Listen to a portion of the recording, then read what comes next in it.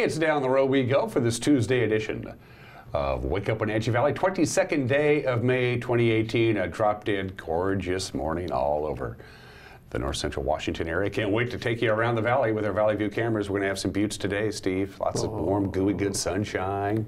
This is the best time of the year in the Wenatchee Valley, isn't it? Everything's green. Everything's really green. You know, it's still got the snow melt in the upper elevations. The rain that comes and goes makes everything just all happy and growing. And looks like we're over the flooding concerns, at least for now. Yeah, I think so. They're still a little up north, you know, Okanagan River. That's still a bit of a. But they're getting a lot easier now. They got those dikes, you know, re-strengthened and the sandbags and everything else. So. And it looks like they dodged a bullet with 8 Mile Lake, doesn't it? Yeah. That was a big thing last week. Like that baby could go. Yeah, that was kind of scary. Yeah. And I'm sure that they're heaving a little sigh of relief downstream there on the ice. Oh yeah, absolutely. And 8 Mile Lake is not easy to get to. No. It's not like you can drive to it. No. Because you can't drive to it. That's. Yeah, you can't get there from here. No, you can't get there from here. By foot. Yeah. It is the 22nd day of May. I am Dan Kuntz. Steve Hare, of course, to my immediate left. Kat is in control. We have a great show for you today. My guest in the second half of the show, Dancing with the Stars winner, Adam Rippon, will be on the show. He's waiting patiently in the green room. He won Dancing with the Stars last night. Hold tight, Steve. I'm being told in my earpiece that Adam is not going to be here today. Oh, okay. Adam Rippon. He was supposed to be my guest today. Previous engagement. Yeah, I don't know what. Apparently, some sort of. But we do scheduling. have a special guest. We do have a special guest. I had a chance to talk to him yesterday. Yeah, Alan Blackman is one of the 3 candidates for the Chelan County District Court Judge of his being vacant. Nancy Harmon is retiring, and there's 3 local lawyers who have put their hat into the ring. Alan Blackman is one of them. You had a chance to visit with him yesterday. We will have that interview on this program in the second half of the show. I believe you've already talked to Kyle Mott. Talked to Kyle Mott, and so next up would be Mr. Castro. Yes, Roberto Castro was a late entry into the race, so that will be a primary, a contested race on the August. And over the course of the next few weeks, of course, we'll be talking to most all of the candidates that are running for, gosh, multitude of contests this year. Yeah, we've reached out to all the candidates, or will be, going to invite them to come in and talk about their candidacy and their platform, or whatever it is they want to talk about, for the all the contests that will be challenged in the primary. That's what we're going to be concentrating on, is the primary election. And there's a lot to choose from. In fact, do you see this? This is the list. This is all the people who are running for Maria Cantwell's seat, including Maria Cantwell. 29 people have applied for the primary. 29, and that's not even the record. I thought it was the record. It's not. Including apparently throwing her hat into the ring, Republican Central Committee chair for the state. Yeah, she was the last second. Susan Hutchison, the last person to file. She filed about 10 minutes before the deadline. Could be an interesting race. Last Friday. 29 people. Freedom Socialist Party, Human Rights Party, Libertarian Party, Democrats, Republicans. Is Mike the Mover there? Oh yeah, he wouldn't miss it. The Stand Up America Party, the Green Party, represented again. And 2 things stood out on me as I looked at this. Rocky De La Fuente is running as a Republican. His address, according to his filing, is in San Diego. Well, that doesn't work, does it? No, I don't think so. If that's his primary residence, well... No, I don't think that makes him eligible. That is the definition of carpetbagging, isn't it? Well, it's the mailing address, I suppose. Because some people like a P.O. box. Well, Mike Luke does not live in a post office box. I can guarantee you that. So my guess is that's his mailing address. I mean, you gotta be a registered voter and live in the state. 29 candidates, though. 29 candidates, including Brad Chase from the FDFR party. Ooh, now what's that? Can't tell you. What? The D is for Democrats, and the R is for Republicans. I cannot tell you what the F stands for. Use your own imagination. If I told you what it stood for, you and I would be out of a job before 8 o'clock this morning. Does that make sense? Okay. Okay. So 29 people, they're going to whittle it down to 2. That's a lot of candidates. I mean, I'm all for it. You know, I'm all, the more people who say I want to give back or contribute or run or whatever the case may be, I'm all for that. But and again, that's the top 2 vote getters regardless of party affiliation. Yep. So anyway, you're going to have to look up the FDFR party on your own. I'm not going to tell you what it stands for. 5 minutes after the hour, let's take you around north central Washington. I just can never get tired of that view, Steve. Does FDR stand for? Don't go there. Franklin Delano Roosevelt? Nope, it does not. Okay. It does not. The mighty Columbia still running fast and high and cold. The one thing I noticed when they were showing video of the Okanagan River and the trouble they're having up there is how brown it is. Yeah. Yeah, it looks like silty. Yeah, it looks very silty indeed. Not so the Columbia, it's not as blue as it usually is. It's still, the Columbia's a little silty as well, but it's not nearly as lucky looking as the Okanagan area. Pretty ugly up north. Yeah.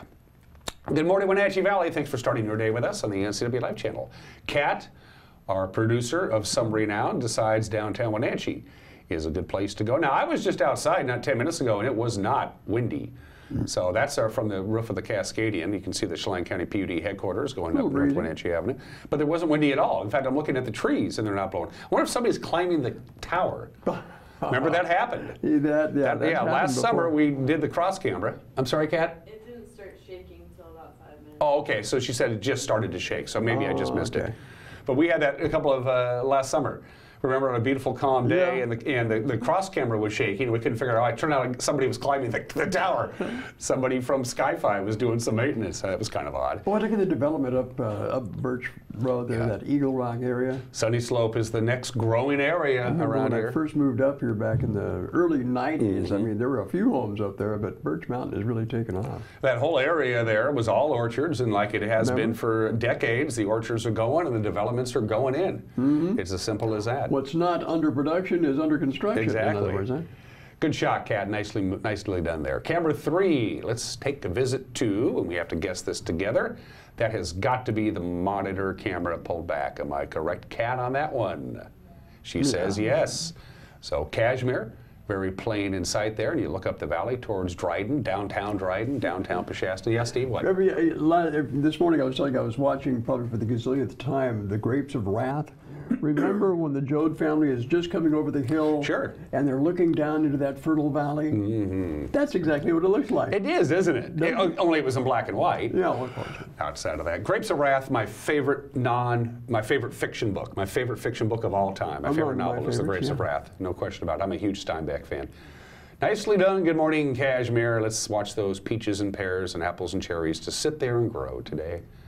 And camera 4.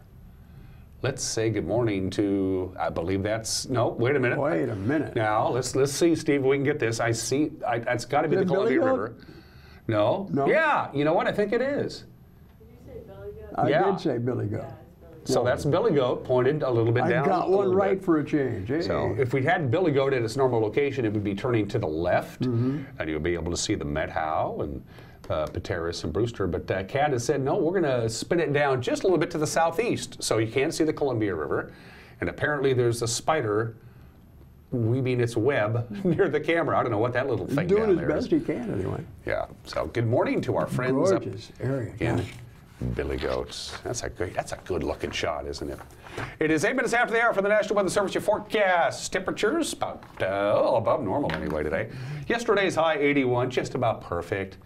It was a beautiful day yesterday. A little bit warmer today. What do you, Steve, from a personal standpoint, when does warm become hot?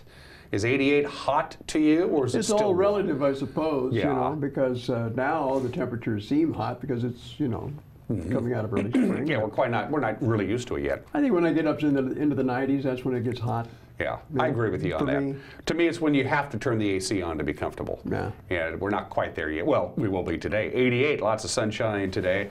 So that's well above average. It's going to stay well above average until Thursday. Then we cool down a little bit. We do have a slight chance of an afternoon thunderstorm Wednesday, just the slightest chance. It's still going to be sunshine for the most part, but we could get those clouds that pop up. Got about a 20% chance of a thunderstorm Wednesday into Wednesday night. I'm not betting on it, just a super light chance. It's just enough to mention. I want to get it out there. Nice little warm up. We've returned to maybe the warmest day of the year, 91 on Thursday. Thursday night, partly cloudy and 61. We cool down a little bit on Friday and Saturday, as you see there, Steve. So that's actually back to average. And Memorial Day weekend doesn't look too bad at all. More clouds and sun, kind of a 50-50 thing on Saturday, and lots of sunshine and fairly comfortable temperatures on Sunday and Monday. Looks like pretty good cherry growing weather to me. Yep, that's what they like just about now. Yeah. Just about now.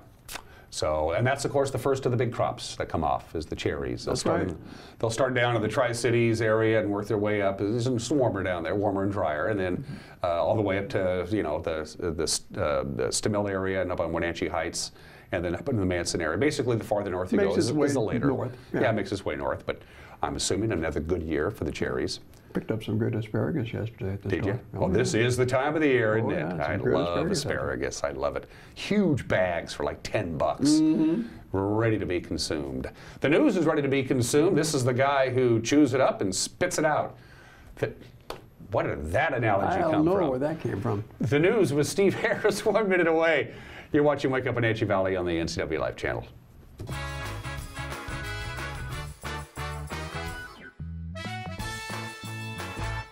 What's your Automocha emergency? It's a Paprika mocha with whip. The espresso shakes are my most favorite because I can get any flavor. Peanut butter chocolate for pita. Definitely the espresso shakes. My favorite is the mocha for pitas. A peach Red Bull.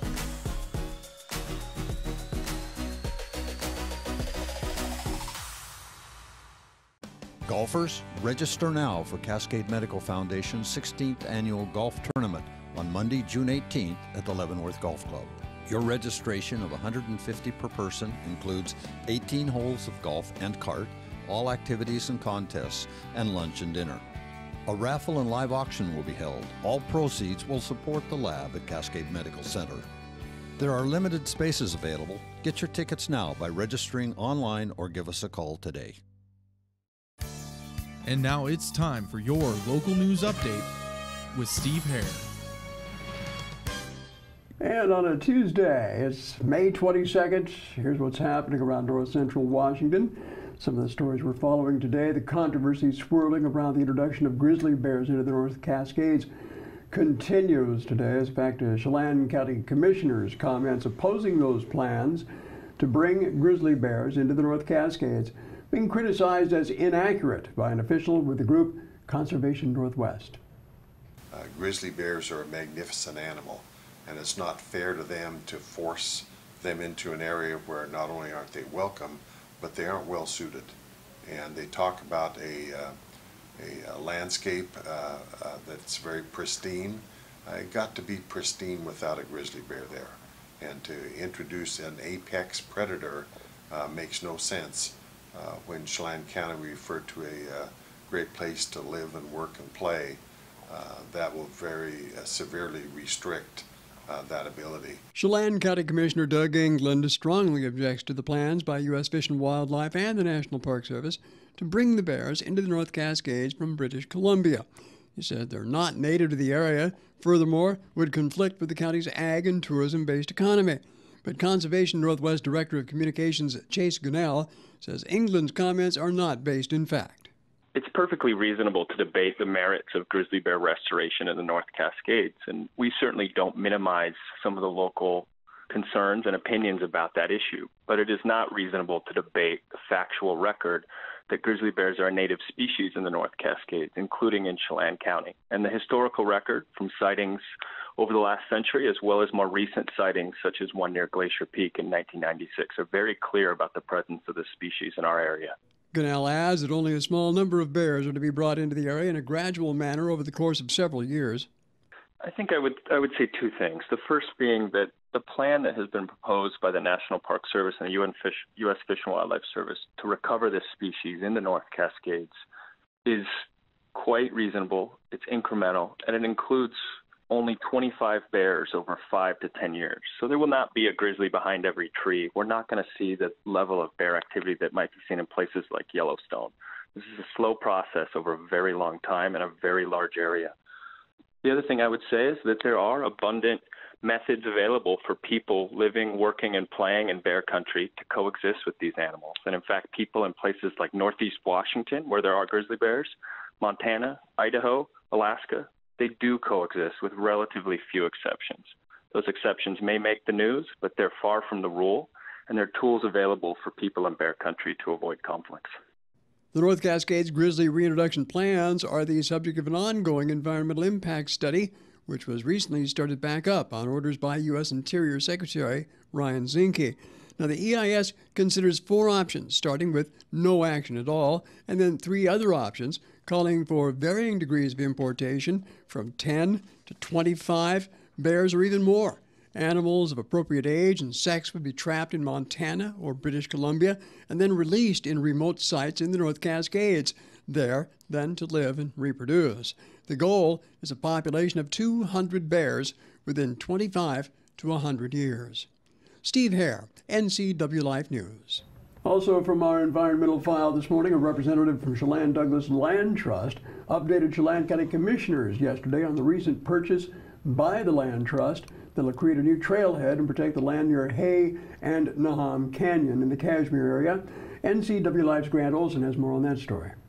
The $500,000 purchase permanently protects the land near Kashmir. Kurt Soper, executive director of the Chelan Douglas Land Trust, says the 1,800-acre land purchase took years of planning. It would not have been possible without the cooperation of the private landowners. This has been many years in the works and a lot of hard work from a lot of folks, a lot of commitment, but what we're announcing this week is the permanent protection of about 2,200 acres up both Hay and Naham Canyons outside of Kashmir, and it will be called the Kashmir Canyons Preserve. The landowners here have been committed, I think, from the day they first acquired the property, and that's more than 25 years ago. They have been wanting to permanently conserve the property, and more importantly, and of great benefit to our community, they've also been interested in inviting the public to come out and use and enjoy the property the way they have these many years. You just don't run into too many landowners like that, so it's been very refreshing. The role of the Land Trust is to deliver that public access. And in order to do that, we need to raise the funds to design and construct and deliver a trailhead,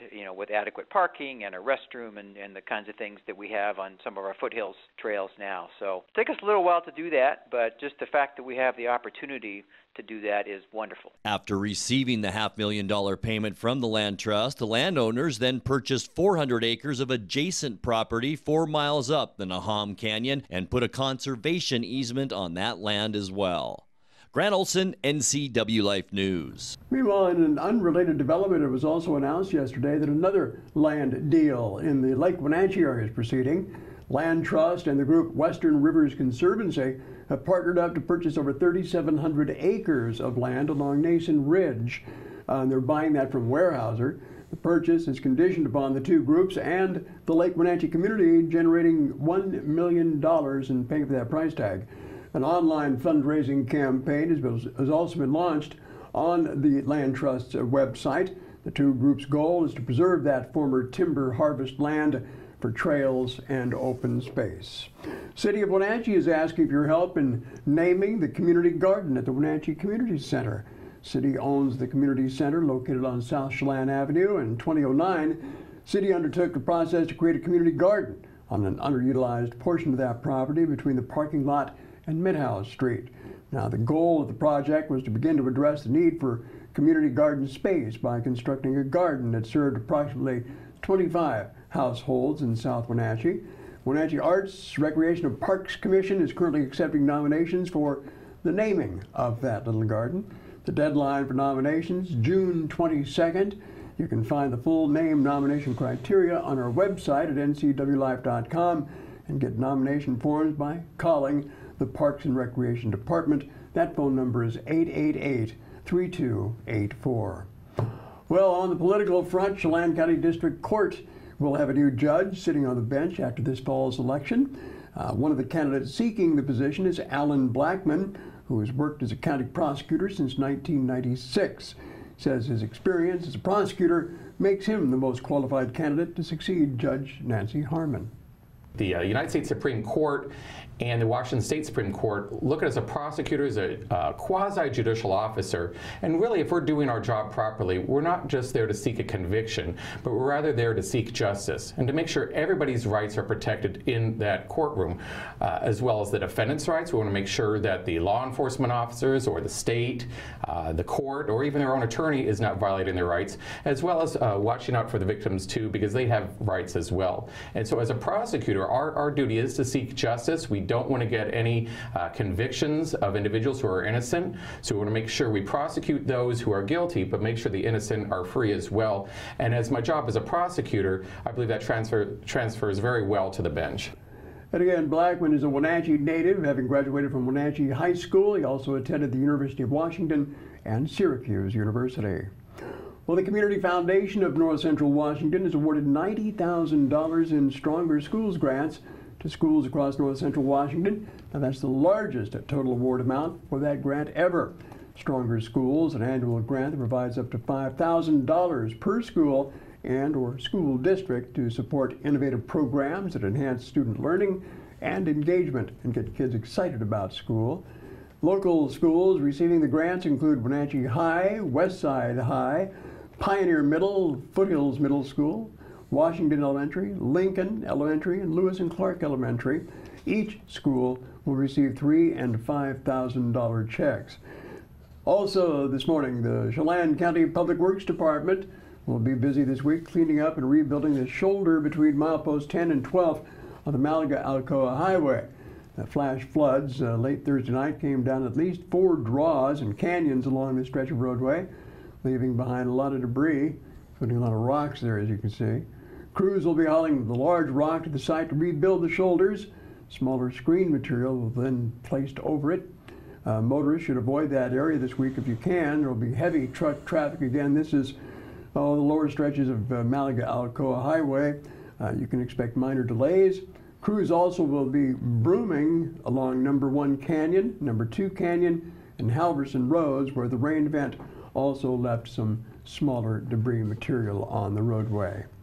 And we end our newscast this morning. The U.S. Air Force came to town Sunday. Here's a video shared on Pangbourne Airport's Facebook page showing a rather large C-17 military transport jet doing a touch and go on the new extended runway. Aircraft was quite a sight, as you can see here. Video posted to Facebook by Pangbourne Airport. It glided slowly overhead with a loud noise generated by its 4 Pratt & Whitney engines, also echoing over the valley.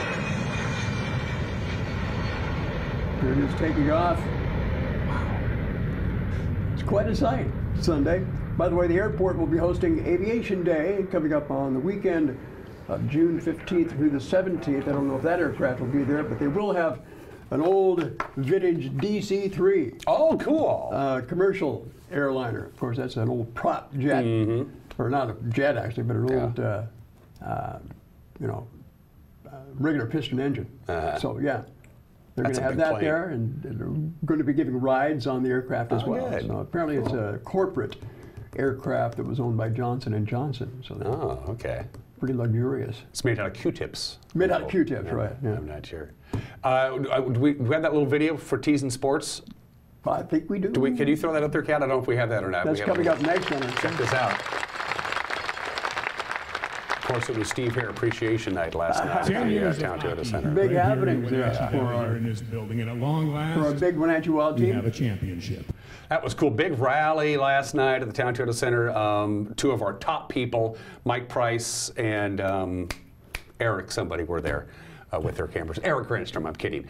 Mike and Eric were there, and they filmed the whole thing, and we're going to have some highlights of that when we do sports. In fact, it's really our only sports story is this big rally last night. I still got the warm fuzzies from what a great year it was for the Wenatchee Wild. Oh, boy. They had a great year this year. Yeah. Fell a little short of the RBC Cup, but I'll tell you what an accomplishment to win the Fred Page, the Doyle Cup, and lifting it there for the crowd to enjoy yesterday. Well, once they won their league championship, when they won the Fred Page Cup, that was really the accomplishment. Yeah. The Doyle Cup was like sugar on the ice cream. Sure. It really was. Everything after that was house money. Yeah. It was a great season. Robin. Yeah. And if you were there last night, there were a lot of people there, a few hundred anyway, you saw a big video that they put up on the screen, kind of a season highlight package. It's about 12 minutes long. Eric put that together, and that's going to be available in its entirety on our website. In fact, it might be up right now. It's up right now, as a matter of fact. Okay. Yeah, it's also on Facebook. So you want to check that out after the show. Yeah. Sports is right around the corner. Don't forget the news with Grant Olson at 5 o'clock, 6 o'clock, and 10 o'clock, 5, 6, and 10. Your 3 chances to find out what happened on this Tuesday all over North Central Washington and the Wenatchee Valley. Grant Olson in the anchor chair, Eric Granstrom, our sports director, will handle your sports highlights. Steve Hare, of course, our news director, tells us what to do. He signs us out to stories, and 90% of the time we actually do what he tells us to do. You can help us too. Yeah, well, hopefully our viewers will too. Huh? Yeah, absolutely. You can get a hold of us, right, Steve? Yeah, we're always looking for news stories, folks. Tell us what's happening out there, whether it's an event or some kind of a program that you'd like us to cover. You can do it any number of ways. First of all, by email. Our address is news@ncwlife.com. You can contact us on Facebook or Twitter. Also on our web page. Yes. They're on the home page there. Go to the top, little tab up the top says Contact Us or News Tips. Just write down anything you want there and let us know what you're thinking. And then our hotline, always available to you for breaking news at 888-6295. Does the phone actually get warm, the hotline phone? It does when I'm holding it. Does it? Yeah. I'll tell you. I only answered it one time, and it was Commissioner Gordon. He couldn't get a hold of Batman.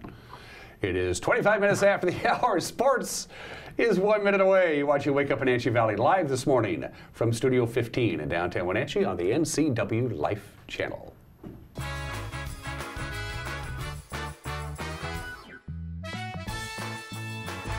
It's a free walk-in job search assistance center. It is designed to help job seekers with the tools that they need to find a job. We have partnered with libraries in 5 other cities, providing the same types of services that we offer here, just there. Just walk in, we have laptops, and we can help you with resume, cover letter. All of our services are paid for by the revenues earned in our store. Goodwill is just a tool that the community is using to help their neighbors find a job.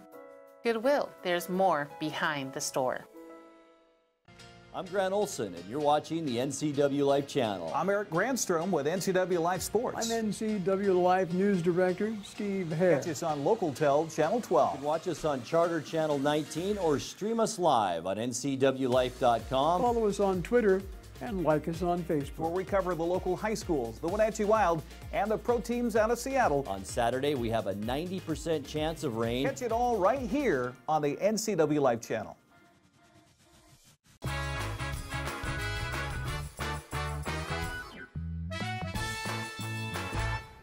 Fair skies, 57 degrees, gobs of sunshine today, high of about 88. Let's do sports. Several hundred Wenatchee Wild fans turned out last night. End of the season rally at the Town Toyota Center. A chance for fans to give one more cheer for the team that delivered the Fred Page Cup Championship and the Doyle Cup Championship. But it was also a chance for the team, the coaches, and the staff to thank the Wild Nation for its support. Wenatchee went 24-6 in the playoffs. Of course, they lost in the semifinals of the Canadian Junior Hockey National Championship. Coach and General Manager Bliss Littler says it was a rough morning the day after his team was eliminated. Their bodies are beat up. 2.5 months of playoff hockey. You could see they gave everything they had. But you could see the heartache. You could see it. You could feel it on them. As a coaching staff, I told them, I said, it's awesome right now to see this many of you guys hurt, because it just means you care. I told them that in a few days, this hurt's going to go away. We're not going to let this define our season. That in a few days from now,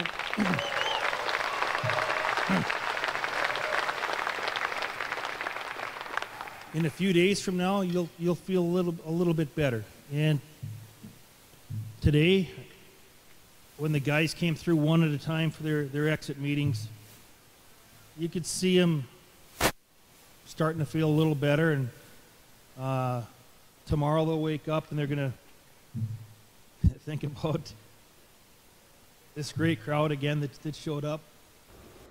The broadcasting voice of the Wenatchee Wild, dear friend of mine, Art Checker, summed up the incredible run for the Wild very nicely.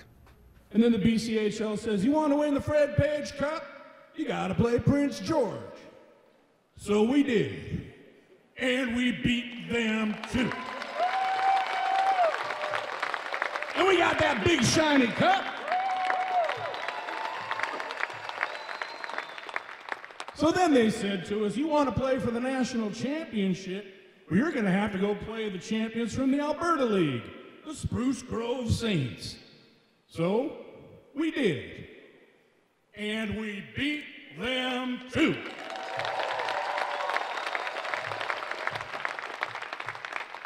132 teams across 10 different leagues started out this season.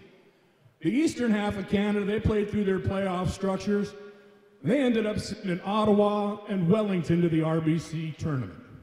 Manitoba and Saskatchewan, their leagues played through their playoff system, and they sent the Steinbach Pistons. Now, Chilliwack was there too because, well, I don't know, I guess it's their building, so whatever. So we played all of those teams, and guess what happened?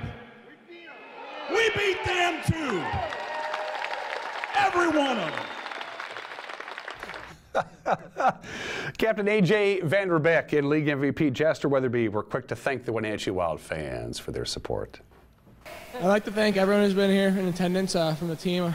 There's nothing we like more than coming to play in front of a full packed house, and we couldn't do it with all our fans without the coaching staff, our ownership, and just the whole community as a whole. And made my last year truly special, and I'm honored to be a part of such a great organization, such a great community, and such a great town in general. So thank you for everyone. This isn't possible without the fans, and that's you guys. So thank you guys so much. I remember, let's see, it was Game 6 against Vernon here. We had a chance to close them out. Going into the third period, we're down 3-1, and I'll never forget skating out of that.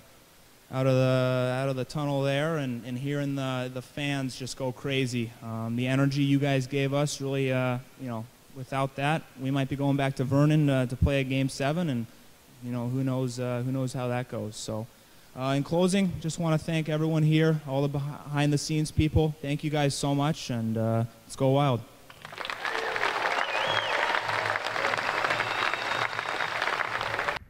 So what's next for the Wild? Well, they turn around. They have tryout camps, believe it or not, this weekend, and the players report for another season in just 90 short days. We're going to take one more trip down Wild memory lane on Thursday. Our checker will be back for one more appearance to talk about the incredible season on Thursday's edition of Wake Up Wenatchee Valley.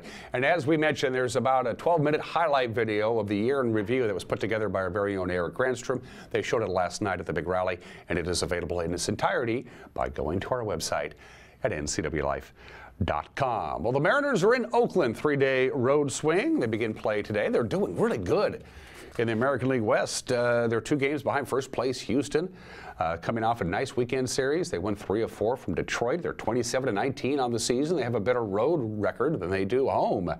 As a matter of fact, Oakland 4th in the American League West. They're 25-22. Mike Leake, by the way, gets the start for the Mariners. First pitch is at 7:05. It's 33 minutes after the hour on this Tuesday edition of Wake Up Wenatchee Valley. I am Dan Kuntz, your host. It's time for the obscure holiday of the day today. And today is Buy a Musical Instrument Day today. It is believed, music is believed by many archaeologists and all kinds of historians that music may have been the very first form of entertainment ever. When people decided to start putting instruments together and play music. They might be right. So what do you do on Go Buy a Musical Instrument Day? You go buy a musical instrument. If there's a musical instrument that you always thought you wanted to play but never had the time to, go out and buy one. If you already have an instrument, maybe learn how to play it or play it a little bit better. So it's not learn how to play a musical instrument day today, it's buy a musical instrument day today. What you do with the instrument is really up to you. Fun fact about musical instruments, historians believe that the flute may be the oldest actual musical instrument that was created by humans. We're not talking like, hitting sticks on rocks for rhythm, actually something that would play a melody. They believe it was the flute. Nobody really knows. 34 minutes after the hour. Today in history, we talk about the polarization of American politics today. A lot of this going on, but we do have one thing that we don't do anymore. We don't go to the floor of the United States Senate and one senator beats the other senator upside the head unconscious with a cane. We don't do that anymore. 162 years ago, they did do that. May 22nd, 1856, Congressman Preston Brooks of South Carolina was so mad at Senator Charles Sumner of Massachusetts. Charles Sumner of Massachusetts gave a speech on the Senate floor, badmouthed the South, tried to badmouth slavery, wanted Kansas admitted as a free state. And old Preston Brooks got so mad about the speech that Senator Charles Sumner of Massachusetts gave that he beat him upside the head with a cane right there on the floor of the United States Senate. A big, heavy cane. He knocked the guy unconscious and bloody. He missed a lot. It really did reveal the polarization of America at the time. Sumner became a martyr for the North, and not surprisingly, Brooks became a hero in the South. It took a long time for Sumner to make it back into the United States Senate, as you might imagine. And what did the senators in the South do? They ridiculed him for not working.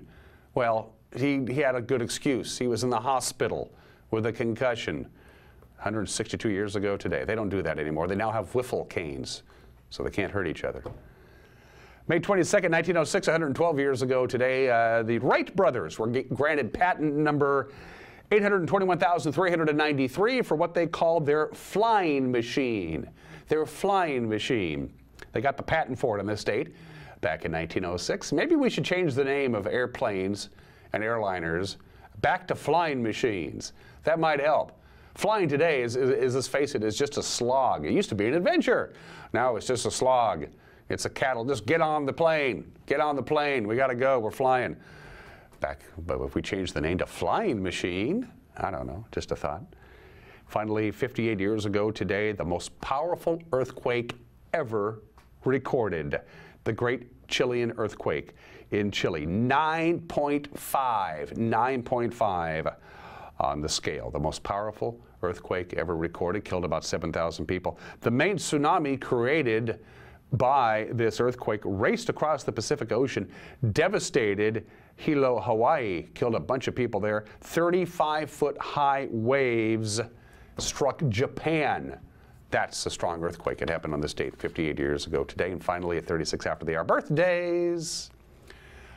Consider many the actor's actor, Sir Laurence Olivier, English actor, director, producer, the Shakespearean expert.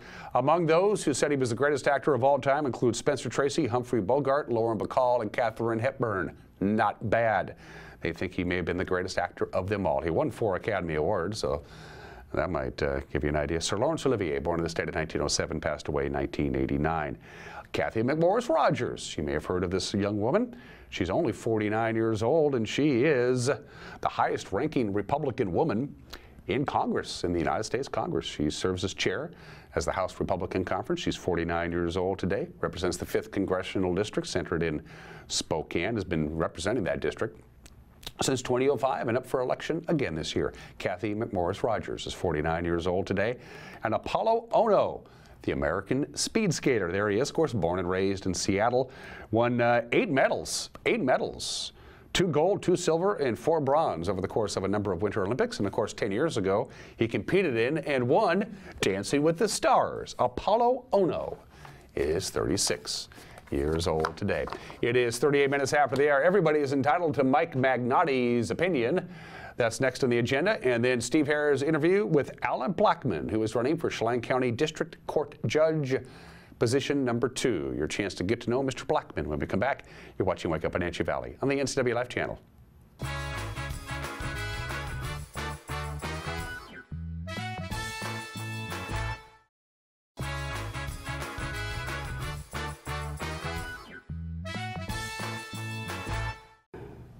Now, we've been having a chance to talk with many of the candidates who will be seeking your vote in the upcoming primary and general election.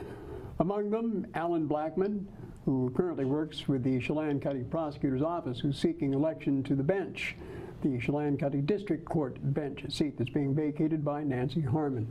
Welcome to the program, Alan. Thank you, Steve. Thanks for having me. Now, you and I have known each other for quite a long time, since I've moved up here back in '91, and you've been in the court system for at least that long. Well, I've been in the prosecutor's office for, since 1996. I've passed the bar in '92, but I've been back in our valley as a prosecutor for going to be 22 years in the fall. Now, you have been primarily concerned with juvenile court matters, haven't you been in the past? Currently, but I started my career first off as a domestic violence prosecutor in 1996. That's my primary jobs was in district court as a domestic violence prosecutor. Then I split my time between district court and juvenile court for probably about the next 16 to 17 years, and in the last 4 years I've been primarily in juvenile court as well as mental health court that we have here as well. But I have had a lot of experience in district court, 16 to 17 years in that court.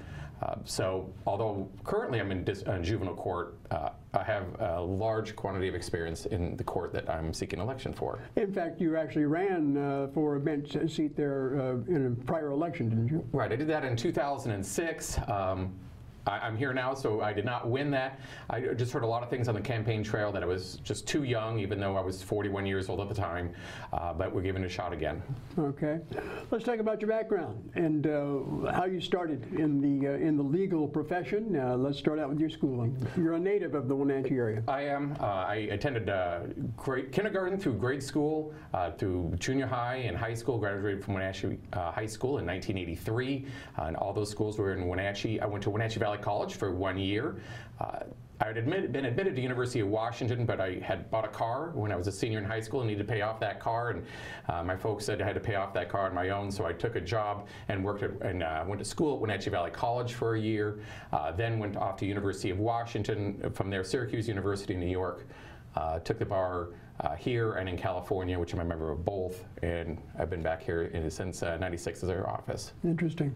Now let's talk about your again your background with the prosecutor's office, and how do you see that translating or helping you in the skills that you'll need as a judge? Well, thanks, Steve. And actually, I think it'll transition quite well. The United States Supreme Court and the Washington State Supreme Court look at us as a prosecutor, as a quasi-judicial officer, and really, if we're doing our job properly, we're not just there to seek a conviction, but we're rather there to seek justice and to make sure everybody's rights are protected in that courtroom, as well as the defendant's rights. We want to make sure that the law enforcement officers or the state, the court, or even their own attorney is not violating their rights, as well as watching out for the victims too, because they have rights as well. And so as a prosecutor, our duty is to seek justice. We don't want to get any convictions of individuals who are innocent, so we want to make sure we prosecute those who are guilty, but make sure the innocent are free as well. And as my job as a prosecutor, I believe that transfers very well to the bench. Very good. Obviously, you're familiar with district court and its revenue-generating role in Chelan County as well. Yes, it.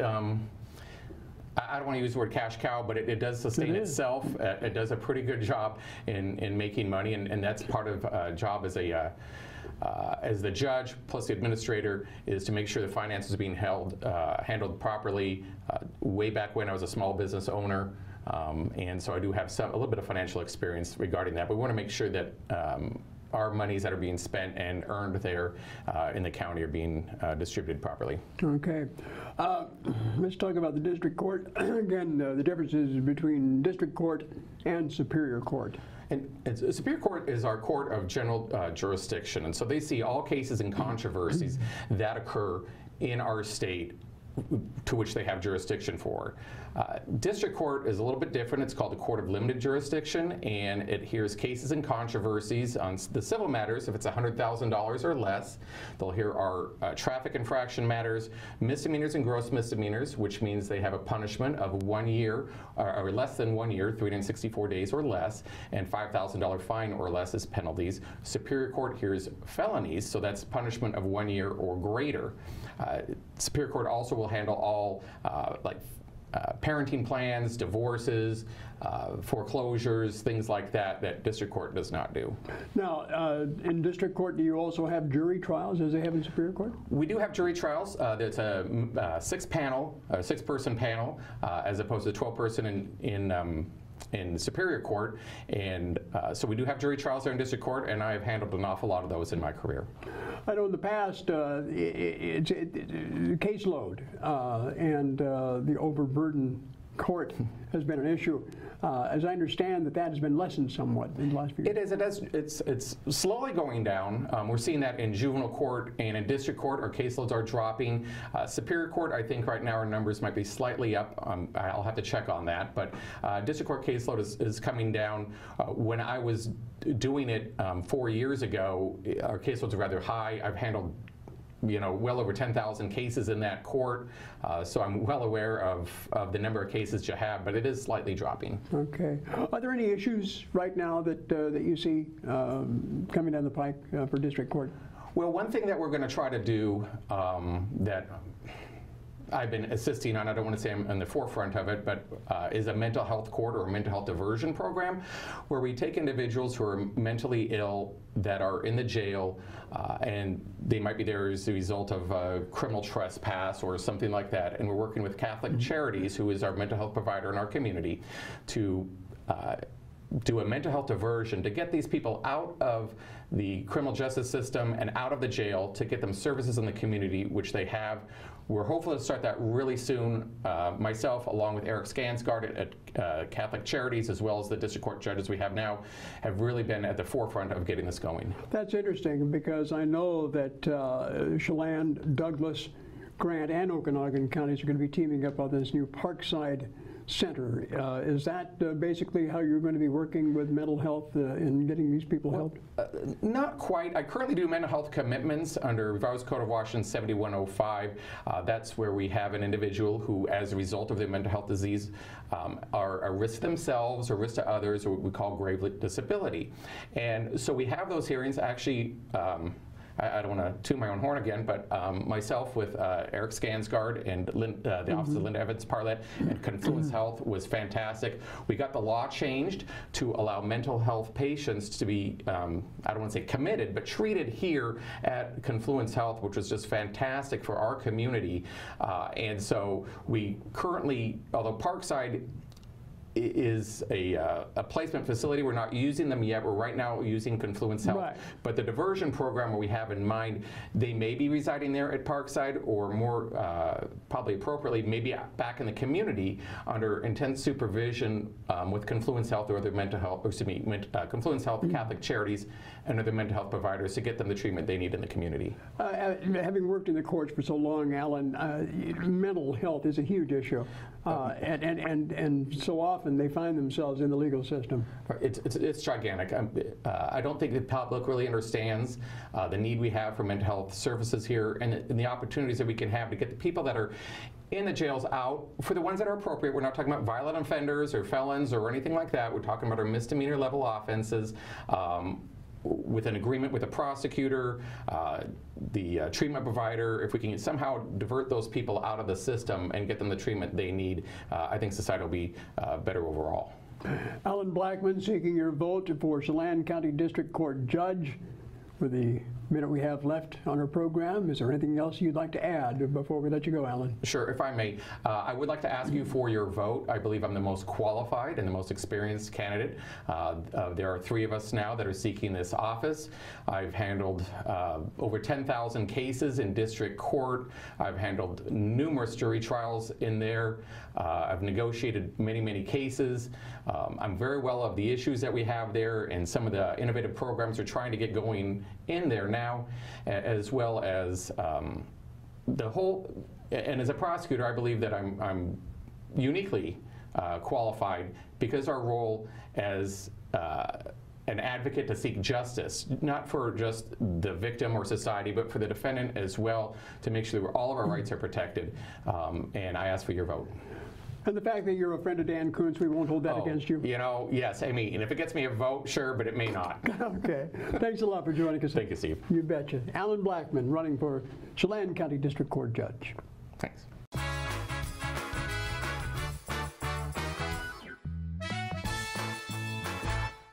I have a doctor who knows what they're talking about. It's just so much more hands-on and friendly than anywhere else I've ever been. It's really great to walk into somewhere where you feel welcomed and you feel accepted. We've just been grateful for the care and respect that we've been given there. And here when I come to visit my doctor, I'm not afraid to ask questions. It's not just about getting you in and out.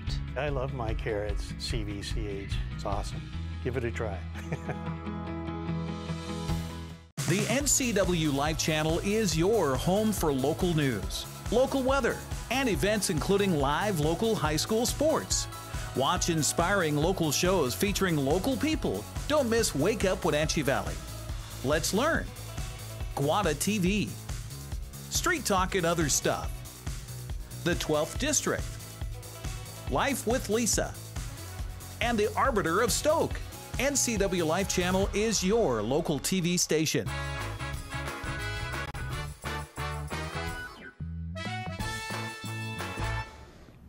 Yeah, we're back. Okay. Here we are. Sometimes the world is a black tuxedo and wear a pair of brown shoes. That's the kind of day it's been on this Tuesday. Dan Kuntz alongside Steve here. Got about 3 minutes left before 8 o'clock here on this Tuesday edition of Wake Up Wenatchee Valley. Gov's going to be in town tomorrow. Yeah. The big guy. Yeah, he's going to have some remarks at an event here around, what, 6:30 or so? 6:45 at the, down at Pybus, I believe. 3 North Worthen, is that Pybus? Worthen Street. Yeah. Would be down there in that area. We get these. Once a week, and then if there's changes to the governor's calendar, they send this as well. But Governor Jay Inslee. It's a wildfire-related event, as I Remarks at Washington Fire Adapted Communities Learning Network Reception. Wow, that's a mouthful. Boy, oh boy. So that's, of course, the lessons that we learned from the infamous Sleepy Hollow fire.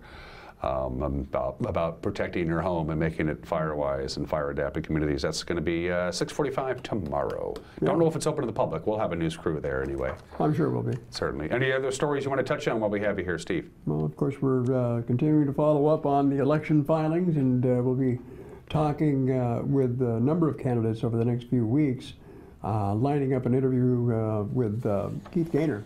Okay. Of course, he's seeking election to the state legislature, stepping down from his position as District 2 Commissioner for Chelan County. So we'll want to talk to him, as well as we did have a chance to talk to one of his opponents in the upcoming primary, and that would be Ann Diamond. But I believe now there's 5 candidates running for that position. And in fact, our ballot's going to be filled with candidates coming up in August. Yeah, August 7th is the primary? August 7th is the primary. Here's the list of just the people who are running for United States Senate, the seat currently being held by Maria Cantwell. Maybe you can get the Steve Hoffman guy in from the Freedom Socialist Party. That could be interesting. Some of these fringe candidates. Good Space Guy. Yeah. He's running again. Yeah, yeah. You know? Good luck. Good luck. You know who hasn't been on this show in a very long time, but she's coming on tomorrow, Steve? I got to mention this. Sure.